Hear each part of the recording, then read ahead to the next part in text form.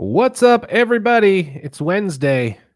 It's a co-main event podcast, Patreon live chat. I'm Chad. That's Ben. You are the beloved patrons of the co-main event, and we do care so much for each and every one of you and the support that you provide this show. We love you all equally. We're going to spend the next 60 minutes taking your questions, comments, and concerns from over on the Patreon page. Thanks as ever to everyone who stopped by to put those in there so we would have content to fill this show. Ben Folks, how you doing? Not great, Chad. Not Not great. What's going not on over doing there? great. This whatever thing I have done to my back feels like it's getting worse. And I finally smartened up enough to be like, all right, maybe I shouldn't just continue playing hockey because I felt like I was on this cycle of sort of stretching out my back, paying constant attention to my back, and then going to playing hockey, and then second or third shift on the ice, there it goes, and then you start all over again. And but like the last week, it's been just bad, and so sitting out tonight's hockey game, just trying to. Here's my problem when I have an issue like this. I keep thinking, what can I do to make it stop and make it go away and make it be better. And a friend of mine who's dealt with a lot of back stuff, she keeps telling me maybe what you need to do is nothing and rest it. And that feels like an unacceptable solution to me. I have a hard time coming to that solution. So I'm going to try that now that I've tried a bunch of other shit. Just, lower back stuff. I feel like the annoying thing about it is that there's just no place you can get comfortable laying down, sitting down, standing up. It's just it's always on your mind. So it's annoying, basically. What is it they say? Rest, ice. Rice. You're talking about rice right now. Yeah, yeah. What is it? Compression, Rest? elevation. Okay. How about some heat? We throw some heat on there. You got a heating pad? No, I don't have a heating pad. Something is just heating pads. I don't know, man. Something about it seems like old people technology from the 80s. Yeah, but you're old now. Like you just explained to us how old you are. You're what was Yeah. it? You're Freddie Dunlop. What was the guy from Slapshot that we called you? Reggie Yeah, Dunlop. yeah. This is you just told a Reggie Dunlop story, I did. I and fucking so I did. think we got to start moving into some maintenance and prevention type situations. Also need to get me one of those sweet 70s brown leather jackets like Reggie Dunlop had. God, you'd look so good in one of Yeah. those. Rolling down to the TNC wouldn't Uh-huh. be a dry seat in the house. Jesus Christ. We are like a minute and a half in. Jesus. All right. You want to know who's first this week? Who's first? It's Cursed Diamonds. Our guy Brendan, sup, rolling in here, old school co-maniac, rolling in here, nabbing first. It's good to see ya. Yeah. Speaking of old veterans, Uh huh. Reggie Dunlop type figures, Cursed Diamonds cursed writes, diamonds. good afternoon, gentlemen. Never expected to wander into a first, but life is full of miracles and shit. Been listening since episode 1. Every few years ago, I go into a what happened to that fucking guy mode about some of the weirder MMA characters over the years. Like whatever happened to Bloodstained Lane. He's not one I care enough to look up too much of to care enough about to look up much. Just an example that popped in my head. However, former Notre Dame linebacker and wackadoodle nutjob Dan Quinn, the Stevia madman, well, I go down that rabbit hole every 2 years or so, a biannual compulsion to see if he's still even alive. Dude's still alive. He's still batshit crazy. Still on his split H2O bullshit. Still posting on YouTube. Who are your favorite and or least favorite MMA side characters that time has forgotten? Now this is an interesting question because I feel like there's a there's like two main types of MMA side characters from yesteryear. One is the type where you're like, haha, remember that like lovable nut job who we all used to be like, man, this guy is just crazy, man. What's up with him? Oh no, he's gone actually crazy and is never coming back. That's one kind of update you receive where you're like, oh, it's not fun anymore. It used to be he was an eccentric, colorful character. And then Yeah. it turned out toward the end of his MMA career, or once MMA was gone for his life, he went all the way around the bend and maybe even all the way to prison. So that's not fun. The other kind is the kind where you're like, whatever happened to this guy? And you're like, he owns a small business somewhere in Alberta. and is doing well. And you're like, Yeah. huh. I remember when I did that Andy Wang story for the Athletic. I was like looking around, and that one guy, remember that guy who took so much shit for quitting the Ultimate Fighter to go like be with his girlfriend? Remember Oh, that? yeah, where Remember he that jumped the guy? fence. Yeah. Yeah. That guy got married to that girl, and they like own a gym together Huh. somewhere. So it turns out he probably made the right choice Yeah. to leave the Ultimate Fighter. I And mean, that's a story. You tell that one at the wedding to a crowd of normals, a crowd of people who did not have their brains poisoned by the editing of The Ultimate Fighter, and they're like, this is a lovely story. yeah. Another guy who was a lovable Weirdsmobile and seemingly a solid dude, Mac Danzig, who I know Yeah. you're a fan of and are in occasional contact with, seems to be doing great, right? He's also, doesn't he have like a gym, or he's still in the life somehow, but just in like a Yeah. coaching slash like, recreational mode, I think. For anybody who wants to know, I just looked up Anthony Bloodstain Lane, and he is still doing it. What? He has 6,647 followers on Instagram. His most recent post is from 2 hours ago, in Wow. which he quoted what appears to be his own Twitter post, Okay. which says, "I am a Christian Zionist," and then goes off at length about his favorite Bible verses. He's got a pinned tweet here where he's standing out. He's clearly standing out on the street in Queens in front of his house, holding like a championship belt on his shoulder. This post is from May, and he says, "My fight with underground boxing legend at 2 Rock Cut is next weekend, June 1st in Williamsburg, Brooklyn, on the at Q Fight Club at Smite the Opposition Spar Wars 11 card." Spar So Wars. Okay. Spar Wars. That's not bad, honestly. There's lots of pictures of him doing the double fist pose, standing outside like a Chinese restaurant. "Life is ruthless, so I take solace in God's grace," says the caption. So Bloodstained Lane, keeping it very Bloodstained Lane out here in the year of our Lord 2024. See, this reminds me, though, that maybe one of the things that has changed about when there was this era of MMA personalities, be they fighters or media adjacent personalities, who were their whole thing was just being wild on social media or YouTube or whatever, is now those people have competition from seemingly all of society. It does not really set you apart so much anymore to be like, I will go on YouTube and say whatever, because that's like every other person. So, I mean, good luck. Daniel Alfredson says, "No question this week. Keep up the keep the good content rolling, and best of luck to your Seattle Kraken in the upcoming NHL season." Wait, WTF? Jose Aldo is fighting this weekend? Heavy sigh.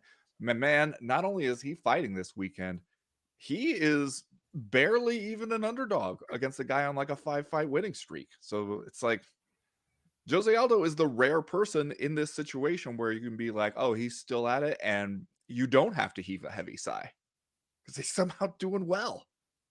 Just plugging right along, man. Yeah. I just did a Twitter search for Front Row Brian, Oh, God. and it seems, I know that dude, didn't he get like banned and had to change his account a couple times or something like that? But at this point, there appears to be a completely different at Front Row Brian, who's like a baseball fan and is Okay. out here tweeting about the Rangers and Washington Nationals. Just, bringing a far more wholesome and, measured middle of the road approach to being a Front Row Brian. You think it's a completely different guy? It is. That's obviously a completely different guy. War Jose Aldo. Hope he goes out there and defeats Mario Batista in their battle this weekend. Plus 120. So he's in it, according to odds makers. Tommy Zero says, with one of my favorites, Wonderboy Thompson, fighting this weekend, I can't help but think to myself that his time may be running out to ever get another go at the title. With all the wrestlers ahead of him in the rankings, it would be a tough climb for him to get another shot. I fear his only chance would be as a late replacement due to injury, a la Michael Bisping in his title win. It's a shame he's likely to never get the gold around his waist, especially considering how close he came against Woodley, majority draw, followed by a 48-47 majority decision that was nearly a draw again in the rematch. With all that being said, if you could choose any current fighter who never won a title to get a late career Bisping esque final opportunity to claim gold, who would it be and why? This is always an interesting one, I think, because for one thing, it drives home that we hold up UFC champion on the resume as sort of the dividing line between greats and also rans.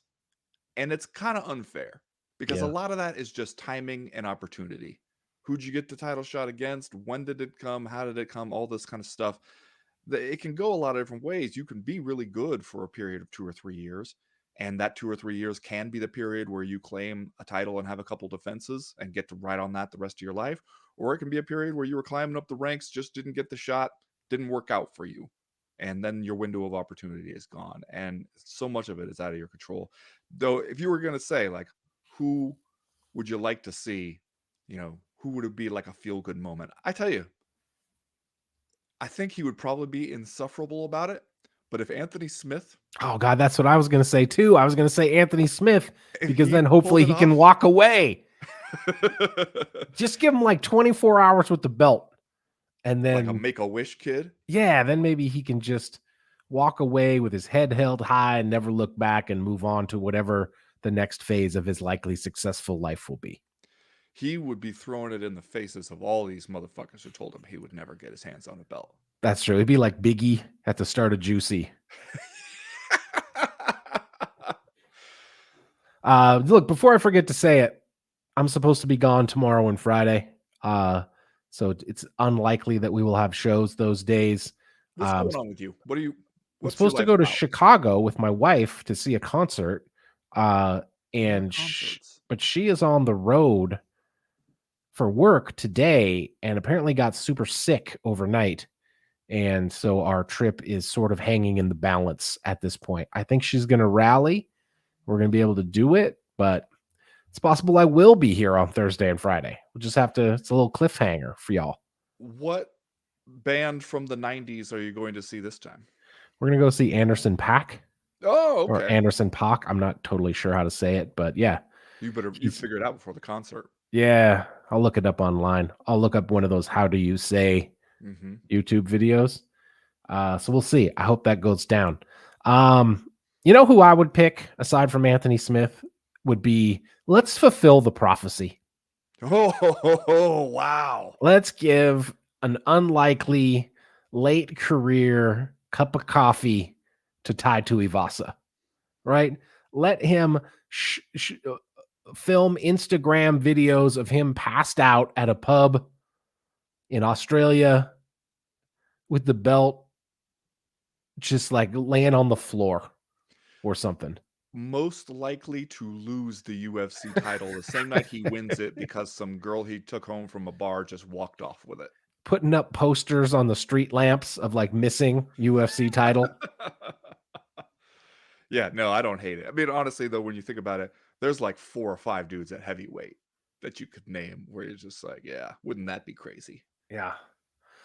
The Jesse White Deer says, bless up kings, but not to the bless up king who wrote in an Oh, email on Tuesday. I assume it's that rascal David E. Lauderay, but I have no proof. Well, anyways, the big homie Ihor Poteria, the dude with the giant picture of Jesus on the cross tattooed on his chest, is fighting this weekend. Since he's in the Mormon Mecca of Salt Lake City, will the good Lord bless him with the holy W? Best wishes, warm regards, your pal from Oklahoma, the totally real, one true Jesse White Deer. Now, I kind of missed that Ihor Poteria was fighting on this one. I thought about bringing it up on the proper yesterday, but then I did not. He is fighting Cesar Almeida. That So that that could be sounds like a anyone. fight that's happening. Cesar Almeida, one of these guys who was a kickboxer who then came over to MMA, dabbled a little bit. Interesting career here, just when you look at the record, at least according to Wikipedia. He made his MMA debut at Chuto, Brazil in 2016, then didn't fight in MMA again until 2021. fought a couple times there in Brazil, and then was on the Contender Series. This is how come we don't know him. On the Contender Series in August of 2023, won a decision there. Now is 1-1 in the UFC.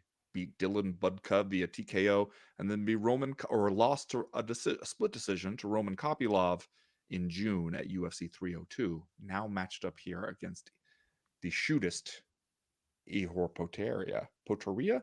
Is that how we're doing it? Poteria? Yeah, this is one of those names that I can never remember how to pronounce them, right? Sounds like we're going to change it every time. He is plus 330, so it will take a little bit help from the good Lord to get him a win on Saturday. Also, this is gimmick infringement, calling yourself the Bless Up King. Yeah. I feel like if it was David Lauderay, he would have done it in a more overt way. Yeah. He would draw right? attention to the fact that he's doing it. Yeah. So I don't know. That's a biter out there. Yeah.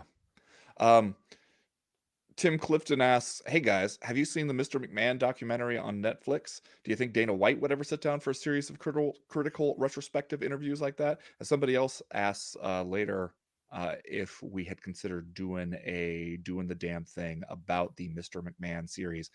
I've just started watching it last night. I watched the first 2 episodes, and okay, yeah, it's Bixby Snyder. I'll add what he says. The most interesting part to me was when McMahon complains about WCW, quote, stealing talent from WWE back in a Monday Night Wars. The interviewer then called it a bit hypocritical since Vince took all the talent out of the territories back in the mid 80s. Vince then responds with this, quote, "What I say sometimes is totally different than what I think. And the public doesn't understand that sometimes. As a businessman, you have to throw things out there. It's not really the way you feel, but it controls thought process by doing that." My eyebrows did a mild raise. Talk about breaking kayfabe. Not really sure what the question is, but hoping you guys will doing the damn thing on it. Now, have you watched any of this? I have not. I probably will watch it, especially if we're interested in doing a show about it, which Yeah. we probably should. It's just one of those things where it's like, I keep asking myself, like, do I really want to watch it? You know what I mean? It's just like it's almost like too close. It's too in my wheelhouse or something. Is it going to What if I make me told you mad? there's a lot of shots of an 80s Dave Meltzer with his awesome, like Dave Meltzer had some serious flow going with the hair and just Yeah, his bulging biceps. sold. Watching it. Okay, I'll say this. They have some awesome cuts in this thing, awesome edits, where in episode 2, they talk a lot about who's the guy from the New York Post Oh, who, Mushnick, Phil Mushnick. yes, who was writing a bunch of stuff about the WWE scandals and steroid scandals and sex assault scandals and all this kind of stuff. And they have a clip of Vince being there. I don't know what this guy's deal was. I don't know. He was just obsessed with trying to like bring about the downfall of me and the WWE. I don't know what his problem was.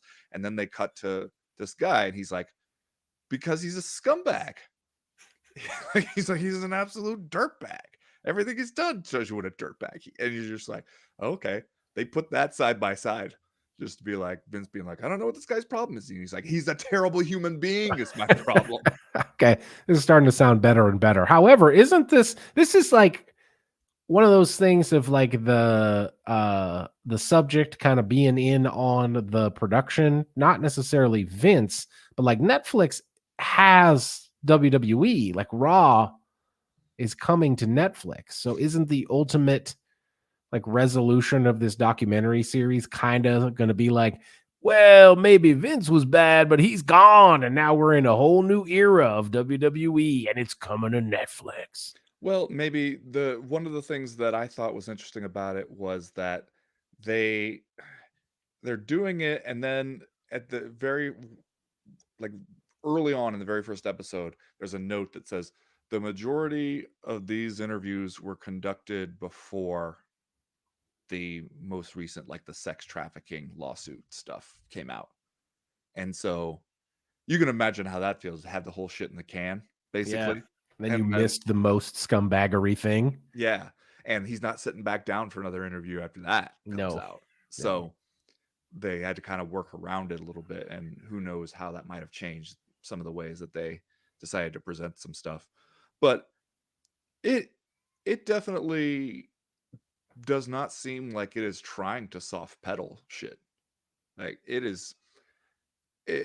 it's talking about a lot of stuff about not only Vince but the the business itself and that kind of stuff. So yeah, I could see if you're trying to be like, okay, there was one bad apple. He was in charge of everything. We got rid of him and now everything's fine. Maybe, but I don't know.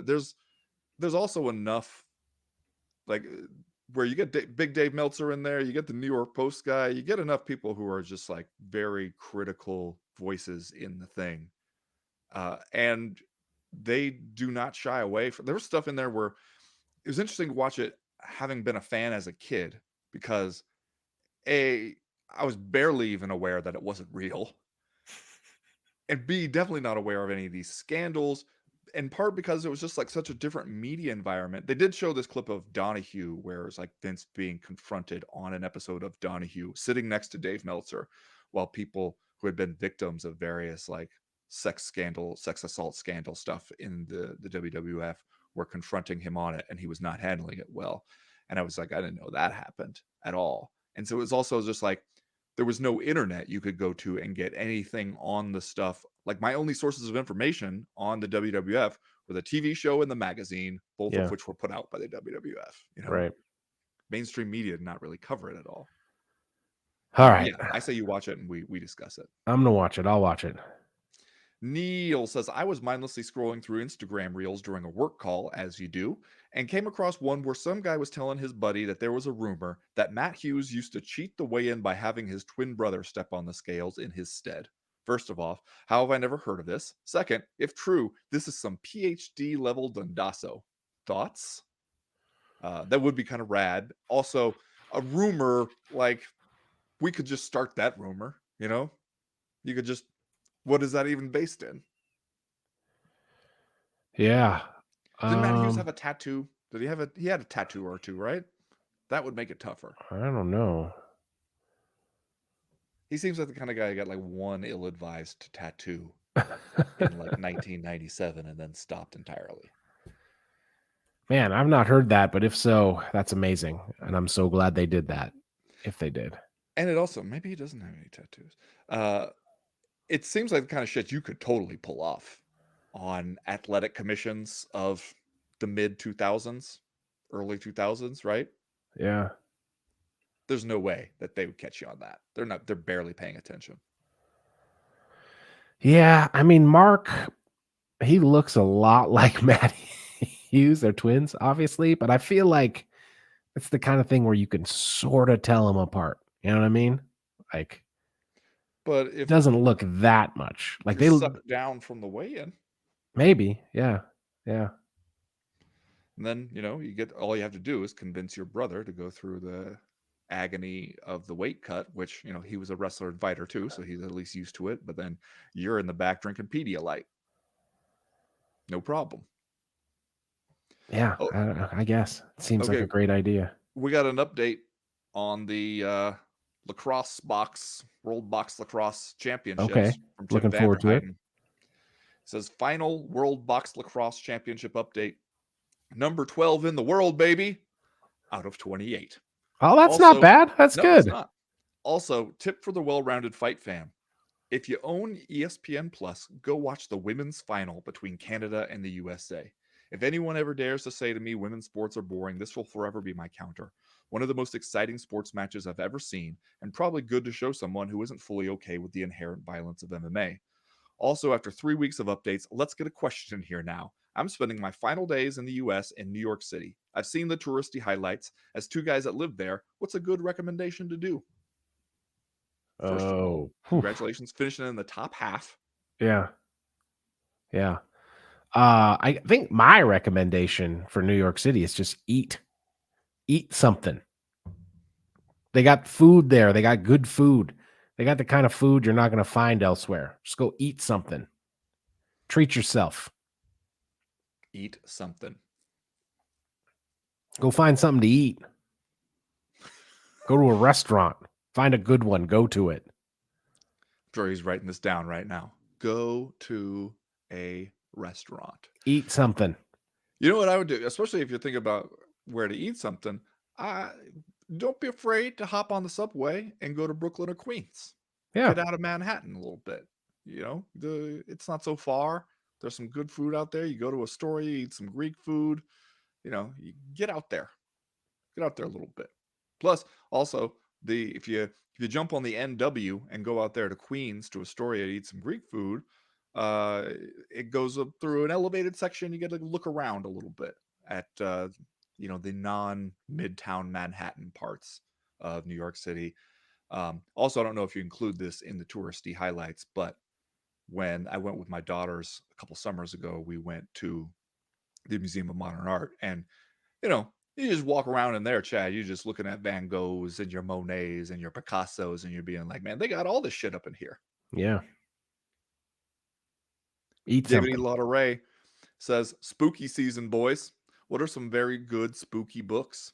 Signed, David E. Lauderay, noted heel and very brave reader, and in parentheses, Audible. Spooky books. I listened to a couple Stephen King audiobooks this year, The Stand, and then I did the Gunslinger, part of the Dark Tower series. I didn't think either of them were super spooky. The Stand, I mean, they both have supernatural elements, but The Stand, I guess, was a little more horror-ish. I don't read a ton of spooky books. It's not totally in my wheelhouse. You know who has a good one that's kind of spooky is the big homie J. Robert Lennon, a Okay. graduate of the University of Montana's MFA program. He has one called Castle from a few years back. Oh yeah, I read that at one point. He does a good job where it's just like there's something unsettling in it, even if you can't tell exactly what it is. Yeah. You know what is a spooky book is Ill Will by Dan Shawn. Oh yeah, that is spooky. That's pretty good too. It's Dan Shawn spelled Chaon. If you're interested in tracking that down. We talked about this at the time, but I fucking loved his book Sleepwalk that came out a couple years ago. So you should check both those out. Dirt Jim says, I was checking out at the grocery store and began the standard flowchart of could this guy pass Ben's guard? Staring at the cashier, I noted, is he ripped? Yes. USA wrestling tattoo? Not that I can see. Wearing those small Shogun Hua style shorts with the eyes on the butt? No. Cauliflower ear? Yes. Then I noticed on his name tag under his name it said jujitsu! Like 5 exclamation points. These motherfuckers at Vaughn's are putting disciplines on their name tags. I want somebody to put street fighting or jujitsu. Anyways, question. My sister, in her late 20s, expressed a longing to find a new hobby. I recommended my main hobbies, hockey, Grateful Dead history, and fly fishing. Fuck you, Chad. Fly fishing is cool. So is entomology, and I will tie the shit out of an elk hair caddy just to spite you. She didn't take to any of these suggestions. So I turn to you both. Do either of you have recommendations of a hobby with a low barrier to entry that may help her meet some new people? Signed, thanks, Dirt Jim.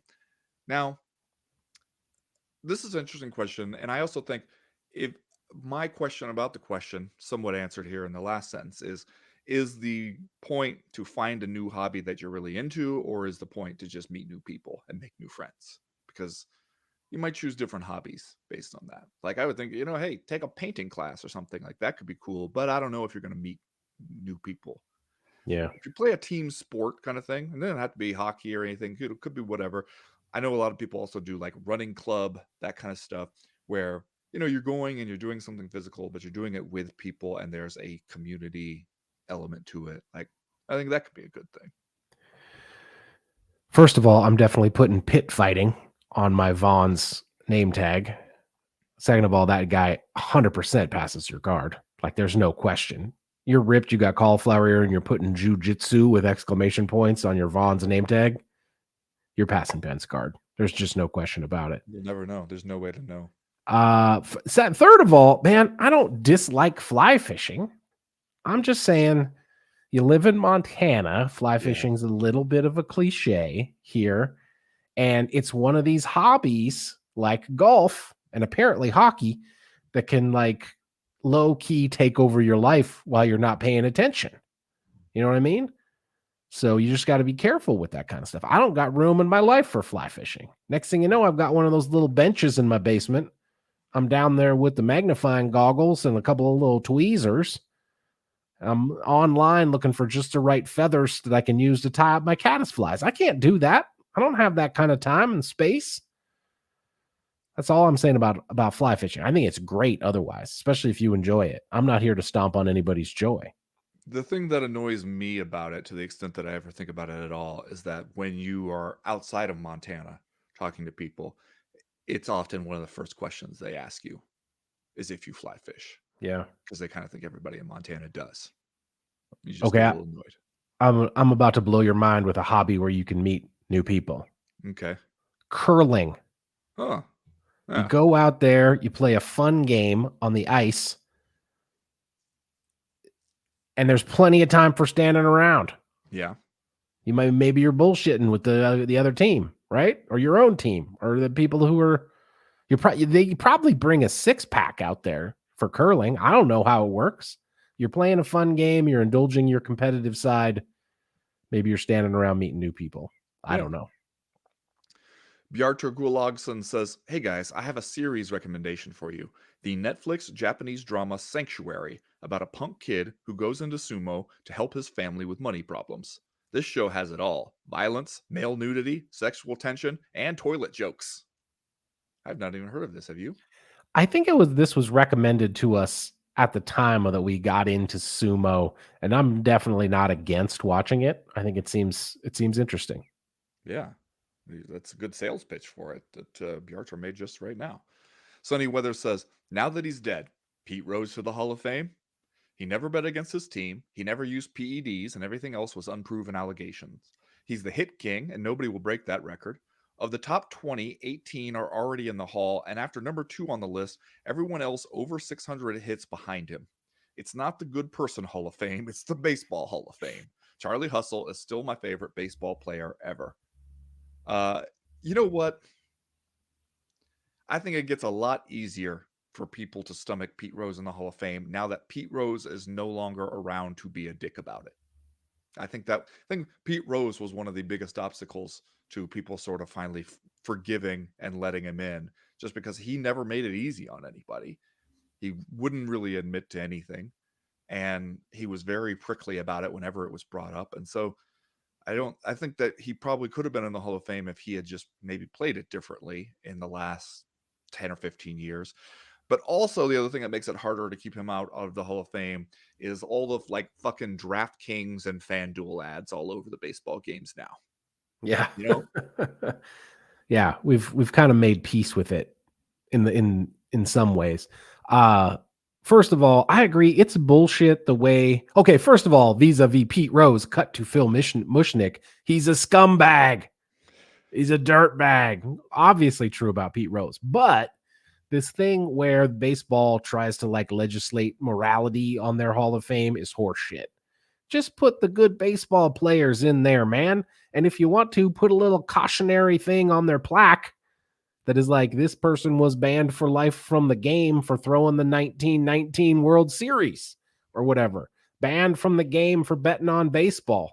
Tested positive for the steroids. I don't care. Put them in the hall and make a little note of the thing that derailed their career. Don't be out here trying to decide, who lived right. And so they Yeah. get in the Hall of Fame. Just if they're good, they're a Hall of Fame level baseball player, put them in. You don't have to put them in the good person Hall of Fame, as is said in this question. Just put them in the hall, man. Well, and if you go to the Baseball Hall of Fame, there are pictures of Pete Rose in it. It doesn't pretend that Pete Rose never existed. So, yeah, why not? I also think, you know, kind of like you're saying, well, for one thing, I like how you mentioned banned for life. Is it a Jon Snow scenario where he took a vow to the Night's Watch, for life, and then they killed him, and then he came back to life, and his position seemed to be this that you had that life. I did dedicate that life to you. It was over. Now I'm starting a second one, and I am free from my obligations. Are we saying Pete Rose's watch has ended? Now that he's dead, you can put him in there. Did not know we were going to get a Pete Rose, Jon Snow comparison. on today's live chat. It sounds like you are advocating to bring Pete Rose back to life. Is that what you're saying? No one's saying that. Okay. No one's saying that. I remember watching the show when Jon Snow made that argument, and people had to be like, "Oh, he kind of has a point." Yeah. Okay. Hair Danny Boy III says, "Hi, gents. By the mighty hairs that hang from Odin's balls, please let Raquel beat the living death out of Juliana this weekend. I can take delusional fighters who think they're still relevant or in contention, such as Tony Ferguson. Pena is one of the greatest, if not the GOAT, of insufferable fighters, male or female. Agree or disagree? Cheers." Now, we start making a Hall of Fames about delusional fighters, we're going to be here a while. But I see where this one is coming from, because she, especially anytime she's doing interviews or something like that, like, she is somebody who's going to force you to roll your eyes at least a couple times. Yeah. She is the queen of talking shit about stuff nobody gives a fuck about, right? But it like kind of like at least she's trying, I guess. Yeah. Everybody's too motherfucking friendly over there in women's MMA. At least she's trying to do something. I was thinking about this on Monday when we were talking about this fight and how we don't care about it. It seems sad because doesn't Raquel Pennington seem like a really nice person, like a genuinely good person? Wasn't she one of the only people to come out during the reign of terror of Sean Strickland when Dana White was like, nobody cares what Sean Strickland thinks about gay people. Nobody cares about that. And Raquel Pennington was like, I care. I think it sucks. Yeah. So, give her props for that. It's just, I don't know how into her fighting career any of us are. Maybe if she starts putting together some wins as champion, we'll have to change our mind. See, this, though, is a similar thing to what I was thinking when I've been working on this piece this week about Carla Esparza's retirement fight. Is you look at it on paper, and Carla Esparza had herself a great career, and then when she says, all right, this is going to be my last fight, it's on the prelims of a pretty unspectacular pay-per-view card.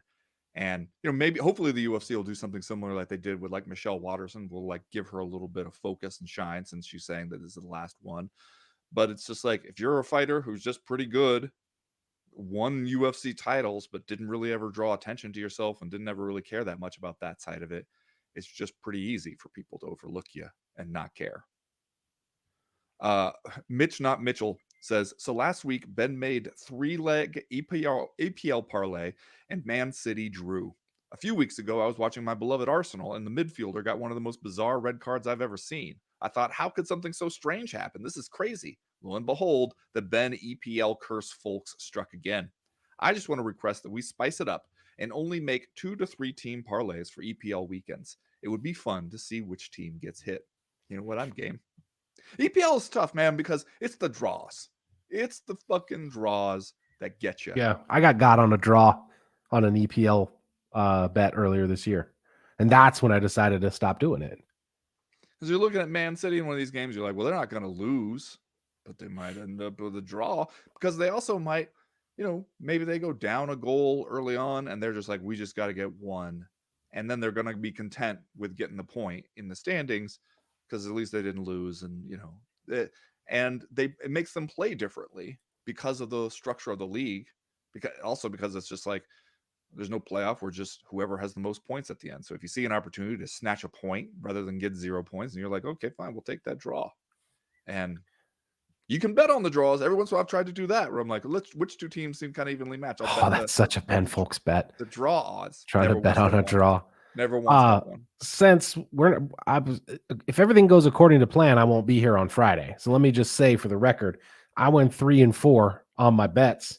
Finished with a nice little profit this week. My guy Connor Hughes in the PFL went out there and harnessed the striking of Conor McGregor and the wrestling of Matt Hughes. He won his fight. Stevie Ray probably did the whatever the Harlem Heat finishing move was to win his fight. Won that bet. I had Brian Battle and Aylin Perez. They both won. I had the Montana State Bobcats -17 against Idaho State. You know what? Cats kind of made me sweat it out because they were not winning by too much for most of this game. Stretched it out in the fourth quarter, ended up winning by 20. So I hit that one. And then, of course, I had the Grizz and Eastern Washington going over 58.5 points in their game. And, brother, they combined for 101 points in that game. They Shootout. shattered it. They hit the over early in the third quarter. Do you make any So more money for that? the earlier it happens, Yeah, the more yeah, they go I think over. it's like it's a sliding scale. Yeah. The compound interest is what happens. Only bet Uh, I didn't win. I had Imavov and Saint Denis. well, if you're gone, then maybe I'll just take some of my own $20 and go down there and put some EPL parlays down. Just see what happens. Just a little experiment. Parlay a bunch of draws. Mike says, Ben, what kind of wrestling writing do you think you'll want to do for the Uncrowned? Current day stuff, historical era stuff, feature type writing? Gonna explain why it's a travesty that Undertaker versus Shawn Michaels at WrestleMania didn't get 5 stars from Meltzer. Um, we had a meeting, like a full team meeting yesterday. When you kind of see who all is on the team, you're like, we got wrestling pretty well covered. We got the modern day stuff of wrestling pretty well covered. We got some Yeah. guys who really know their business on that. So if I write some wrestling stuff, and I've talked a little bit about a couple ideas, it would probably be mostly historical era stuff.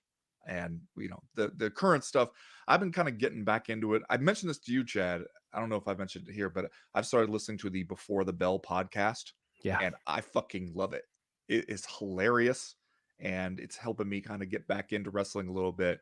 Those guys are great. They do a great podcast, and just a lot of frivolity and fun going on there. So if you're into wrestling at all and you don't know that podcast, I highly recommend it. Can I tell you what my fear is about the Before the Bell? Was it Before the Bell? After Yeah, the Bell? Before the Bell. Podcast is too many guys talking. When I watch their videos, which are funny, they are hilarious. I agree. It kind of seems like if I was ingesting the audio version of this podcast, would it be too many guys talking at once? Sometimes it is. Yeah. Okay. Well, you know what? I'll give it a shot though, because those guys, they do seem legitimately funny. Ben Folk's going to be out here writing about Sputnik Monroe forcibly desegregating the Memphis territory. They did. I was listening to their newest episode, I think, and they were talking about somebody and being like, this guy only has like 5 moves. And one of the guys was like, no, he has more than that. He does a super kick. He does 2 different super kicks. He does one where the guy is standing up and one where the guy is down on his knees. And they're like, you know what you're doing right now is you're being like, hey, we got cubed ice, we got crushed ice, and you're like, yeah, okay. This seems like a conversation that could happen on the Co-Main Event podcast. Gabriel Gage says, hello, gents. I have finally built up the courage to bring up something that sent me spiraling in rage earlier this year. Remember UFC 300? Easily the most notable event of the UFC's 2024 calendar. Coincidentally, each spring the UFC slowly reveals their newest Hall of Fame class. I was pretty damn interested to see which legend of the sport would get their moment to shine in front of the packed crowd and the audiences watching around the world. Then it was revealed they were inducting a new fight, Anderson Silva versus Chael Sonnen 1. I cannot argue that it's not a fascinating fight with a monumental finish. However, they didn't even have Anderson Silva there to celebrate with Chael. How do you induct a fight and not even bring the winner to the announcement? Maybe I'm in the minority here, but I think that is ridiculous. That's when it hit me. This is all about Chael. Since that day, I've been convinced that the UFC only included the fight as a boon to Chael Sonnen for being a constant company man and agreeing to testify on the UFC's behalf in their antitrust case earlier this year. I see no other reason that this fight belongs in the fight wing of the Hall of Fame before other Whoa. legendary bouts. Whoa. Anyway, I hope that wasn't too long. LYBE. I mean, I think as inducting a fight, if you're going to do that, inducting individual fights, that's one of the ones that you would eventually get around to for sure, one way or another. Yeah, well, it depends on what's your criteria for putting fights in there, right? Because if you want meaningful, exciting, monumentous fights, then Anderson Silva versus Chael Sonnen 1 is probably a first ballot all-time UFC fight. If you're talking about all you want is action, all you want is Forrest Griffin against Stephan Bonner, that's a different conversation. But man, remember being around for Anderson Silva versus Chael Sonnen 1? Yes. That was some fucking earth-shattering shit that That's happened. the part that I think that gets lost on people who weren't fans back then, kind of looking back, is that you had to understand the context around that one to really understand it. Because the thing that people don't remember is that Anderson Silva had been dominating the middleweight division, but it had gotten not a lot of fun because it seemed like he was not trying that hard.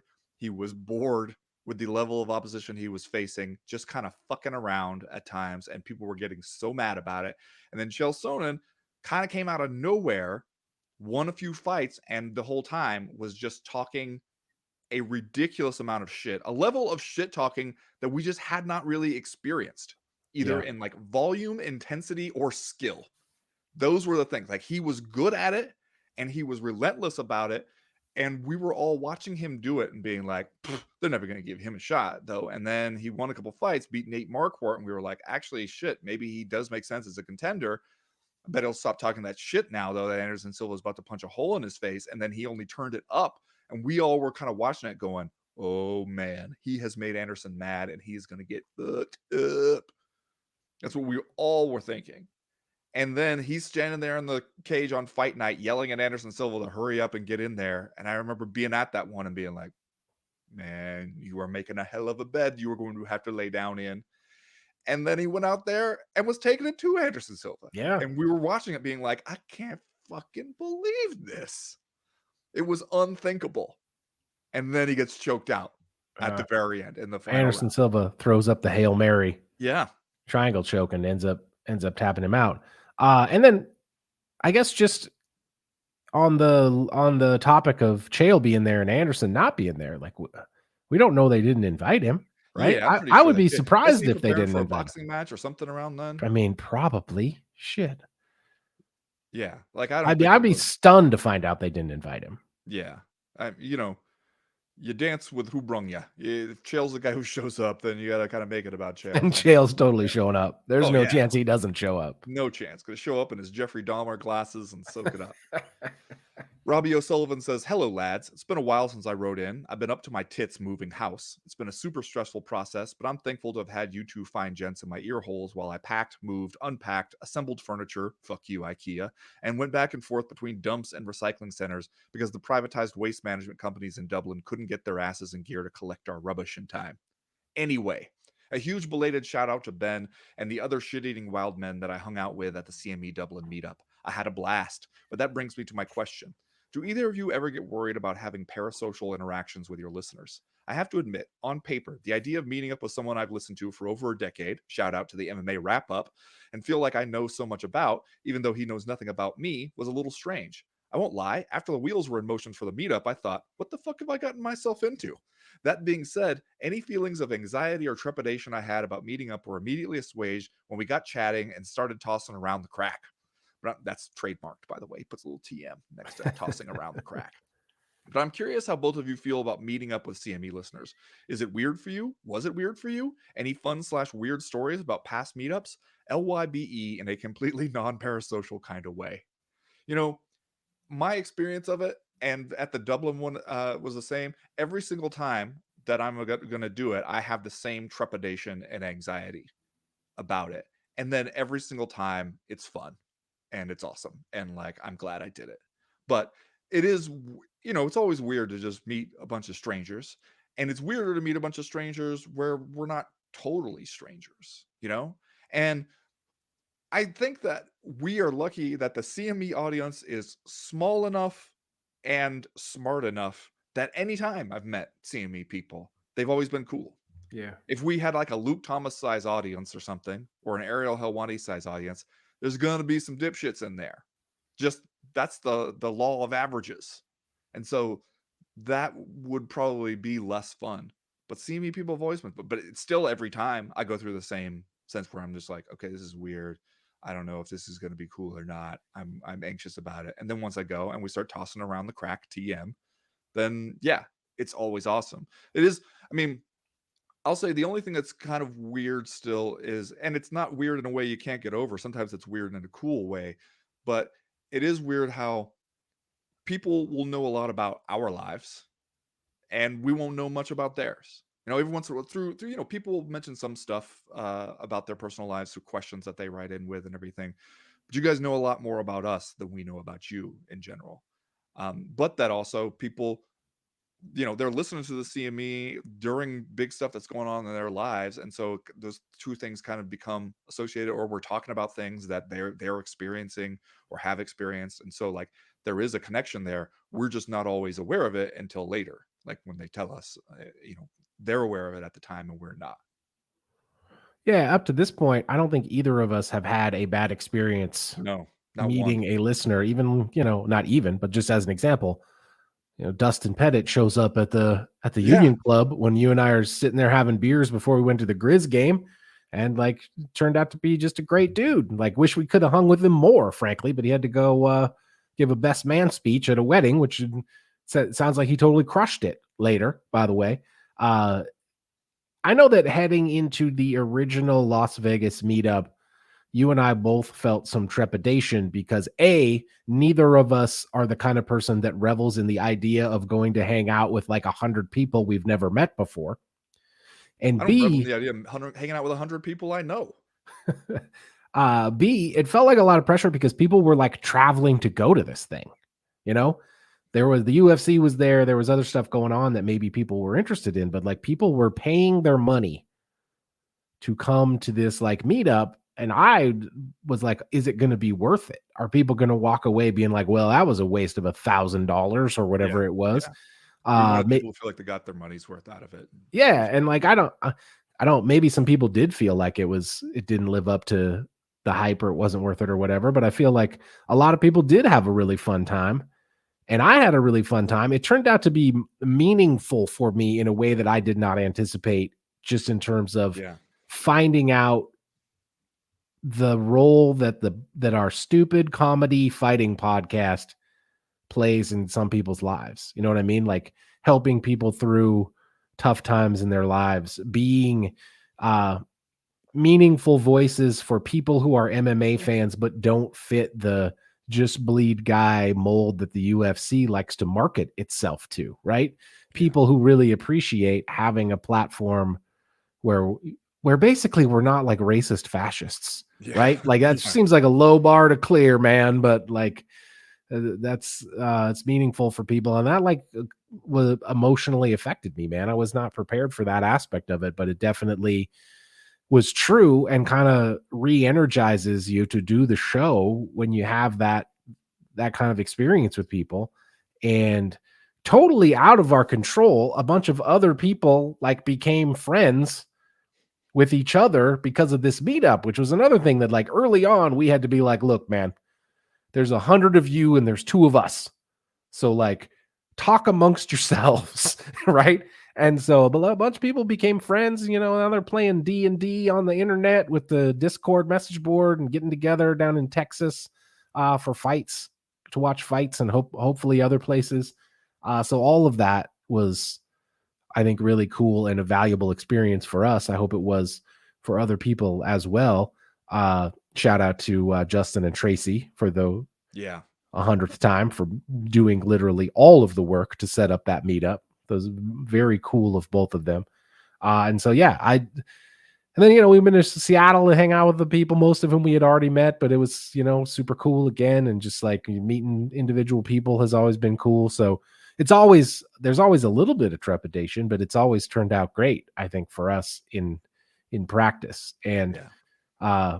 one of the things that I wanted to bring up, we'll have to talk about this off air, is if you are going to be traveling to fights a bit more for the Uncrowned and or Yahoo, I wonder if we should think about, or you would have the time to like do impromptu meetups at some of those events where like, would it be valuable to listeners or to the CME if I came down there also and we did like we're going to be at this place on this night, show up if you're around kind of a thing.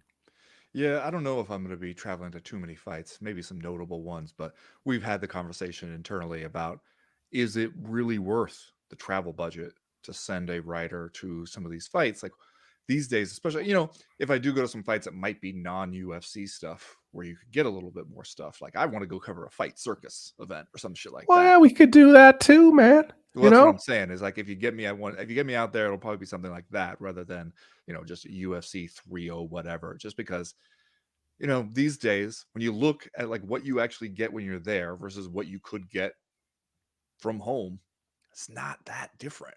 Yeah. It's kind of UFC's just gotten so good at controlling everything you see and hear. All right, we're over 15 minutes in. You know what time it is. It's Tracy time. Tracy Dickinson writes, I was already a fan of Brian the Butcher Battle before Saturday night. But after his performance and the aftermath the other night, I think the Butcher is now officially one of my guys. He checked a lot of boxes: a fun fighting style and a brutal TKO, flipping the crowd off with a double bird Diaz style after he won, turning heel in his post fight speech, causing him to get booed relentlessly.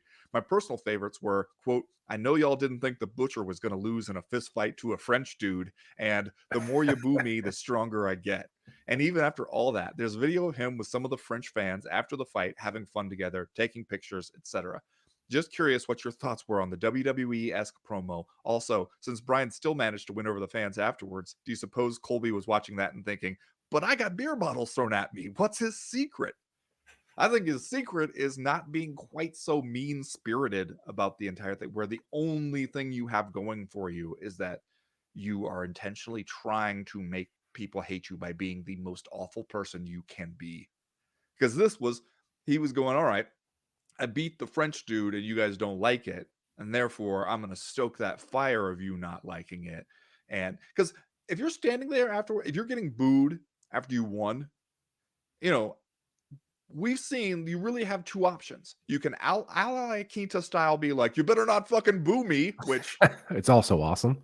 yeah, but you know how that works. Like, people are going to boo you even more if you say that. Or you can be like, yeah, that's right. That's right. You're mad, aren't you, that I beat your guy? And I think that that's the only thing you can really do is sort of lean into it and be like, yeah, boo me because you're sad, because I made you sad. Like, I love it. That's, I think, the right approach. But also, he's not doing it in a way where he's just like, what's the worst thing a person could say? I'll say that for attention. Yeah. Brian Battle is one of these guys who I feel like I kind of forget about him when he's not there, but then when he fights and I hear him talk, I do genuinely like him a lot. And I think he's one of these, like a Brandon Moreno type figure, that when you hear him talk, you're like, this guy doesn't belong here. You Yeah. know, like he seems too smart and too reasonable, too savvy, I guess, maybe, to be in this MMA game. So hopefully he has a long and successful career. John Pohl says Ben referred to Jose's retirement as one of the shortest ever, which reminded me of Conor McGregor's infamous tweet retirement. I have decided to retire young. Thanks for the cheese. Catch yous later. Would you believe that tweet was 8.5 fucking years ago? April 2016. Time is a myth.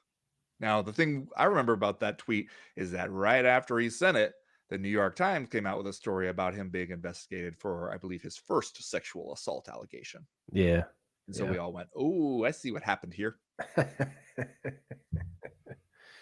Yeah. I distinctly remember I was outside fixing an outdoor faucet at my house. My phone buzzed and it was you being like, you see this shit? We might have to record something about this shit. And just being like, here we go. Cactus McCoy says, dear gentlemen, did anybody else think it was hilarious that Michael Bisping, of all people, interviewed Benoit Saint Denis about losing a fight to partially impaired vision? Readings from the cloudy flats of northern Germany, Cactus McCoy. Man, every time I think about it, it's wild that Michael Bisping won any fights with his eye the way it was. Yeah. That's wild. Yeah. I mean, if you're going to call in someone to interview someone else about impaired vision, you want to get a guy who knows what he's talking about, right? Yeah. Then you couldn't do the fighter thing of being like, you've never been in here. Benoit Saint Denis can't use the man in the arena quote on Mike Bisping, right? Yes. And what do you got? You take away the man in the arena quote, that's like most of the fighter arsenal in responding to criticism. So, Jesus Christ, what can you possibly come with after that?